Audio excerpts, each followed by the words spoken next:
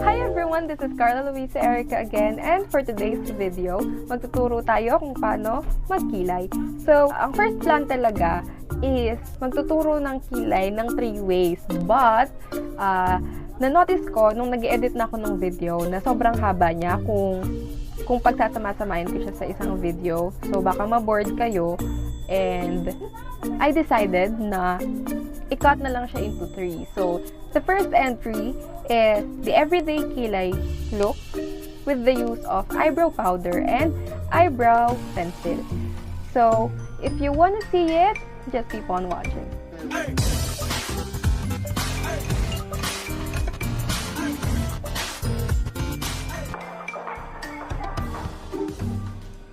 So, kitang-kita naman sa itsura ko ngayon kung ano yung nawawala. So, I have my everyday look, pero wala tayong anything sa kilay natin dahil nga, ayun yung agenda natin for today. So, wait lang. Isa-try ko na ilapit kayo sa akin. So, ayan, mas malapit na kayo sa akin. Hindi ko alam kung ang weird ng itsura ko sa screen nyo, pero sana naman hindi, di ba?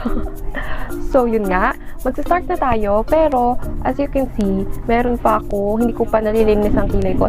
So, yun muna yung gagawin natin. Mag-aahit lang muna ako ng kilay. Oh my God! Umulan!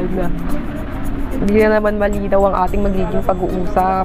So, I will use a blade. So, this is a stainless blade. Hindi kasi ako sanay gumamit ng yung pang ganon. Meron ako nung dati, pero hindi ko talaga siya natutunan. Kung saan ko lang siya inahit dati, dun ko lang din siya aahitin ngayon. So, nakikita nyo naman na may mga baby hair dito. Yan. So, yun lang din yung aahitin ko.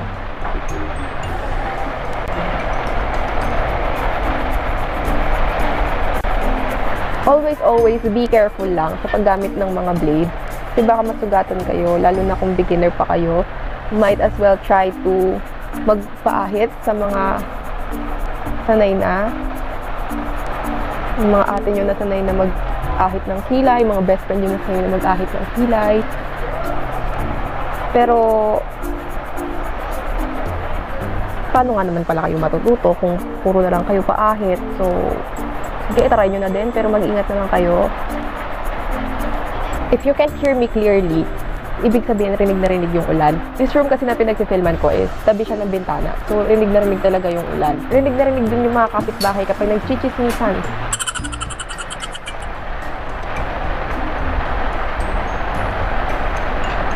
Kahit medyo matagal na akong nag-aahit ng kilay, nagkakamali pa rin ako.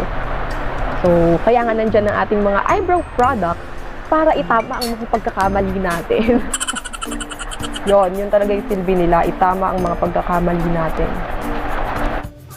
Magkaiba ang gagawin natin. Para sa side na to, ang gagamitin natin ay eyebrow powder at para sa side na to ay pencil. At ang unang gagamitin natin ay itong eyebrow powder from Royal Beauty. This is the Tricolor Eyebrow Cake. I decided to voice over this part dahil sa lakas ng ulan at hindi nyo ako maririnig. So, ang gagamitin natin shade ay ang darkest at kukuha lang tayo ng spoolie. Let us brush our brow hairs first. Then, kuha na tayo ng angled brush. This is the angled brush from this eyebrow powder. Ito na lang din ang gagamitin natin.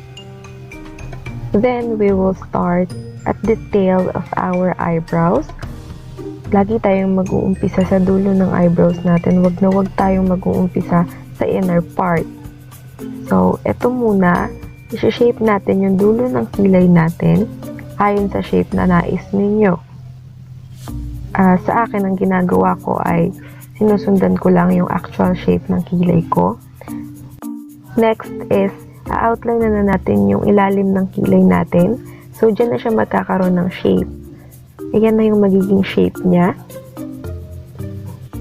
Next is yung taas naman. Hindi siya kasing kapal ng linya natin sa lower part, pero dapat linyahan din natin.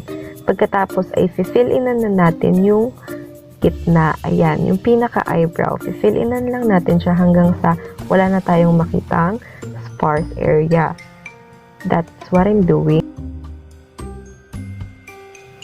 I'm filling out the tail of my eyebrows the darkest as possible. Then, dyan sa inner part, hindi na tayo kukuha ng kahit anong product. Kung ano lang yung natira sa brush, ayun na lang yung i-dispense natin. At ikakalat na lang natin yung outline na nilagay natin sa ilalim. So, makikita nyo na yung strokes ay pataas. At nakikita nyo rin na nabiblend naman siya ng maayos. So, for this part, gagawin na natin ang ating everyday/natural kilay look gamit ang eyebrow pencil naman. So, ganun din ang magiging style natin kagaya sa ating eyebrow. So, uunahin ulit natin ng tail ng ating kilay and fill inan lang ulit natin yung dulo ng kilay natin. So, hanggang 3/4 ng kilay natin ay lalagyan natin ng eyebrow product. This is a creamy eyebrow pencil, kaya madali siyang i-glide at pigmented din siya. So, hindi na tayo mahihirapan sa mga sparse area. So, yun na nga ang ginagawa natin. So, after that, ang gagamitin na natin is yung brush na nandun sa ating pencil at yun ang ipang-brush natin. Ikakalat natin yung product na nasa kilay natin paloob ng paloob hanggang sa magkaroon na rin ng kulay yung inner part ng ating kilay. So, yan, nakikita nyo naman na nagkakaroon ng magic. Charot. Yan. Pataas din ang stroke kapag sa may inner part ng kilay. That's what I'm doing. I am dispensing all of the product at ikinakalat ko siya para maging pantay-pantay yung pagkakadistribute nito. So, that's how it looks. Now, kukuha na tayo ng ating concealer. Mahalagang part to ng ating pagkikilay, ang concealer. This is the Maybelline Fit Me Concealer. At this will make your kilay more prominent and more styled. So, aayusin natin yung shape ng kilay natin gamit yan. Nililinisan ko lang yung ibabang parte ng kilay ko kung saan medyo sumobra yung product, medyo kumalat siya. Ayan. At i-blend ko lang yan sa baba.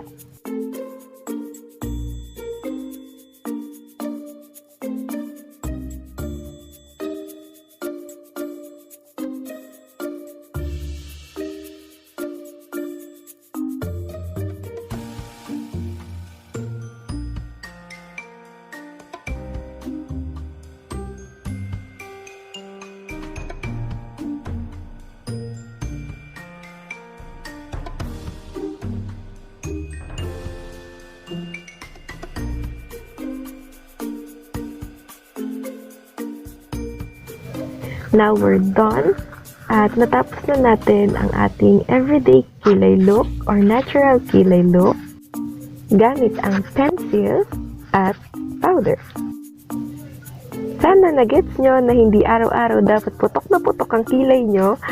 And that's it for the first way to do your kilay. At nga pala, before ko i-end ang video na to, gusto ko lamang pasalamatan ng lahat ng nanonood ng video sa channel ko. I won't mention all of you, but you know who you are. Maraming salamat sa patuloy na pagsuporta at sa pag-push sa akin na gawin to since kayo ang unang nakakita na kaya ko tong gawin at magiging sana maging successful ako sa industry na to.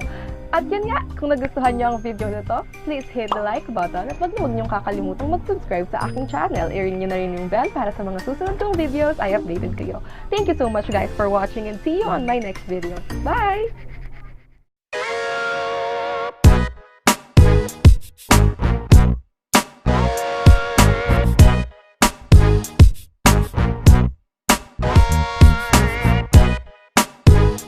Hey!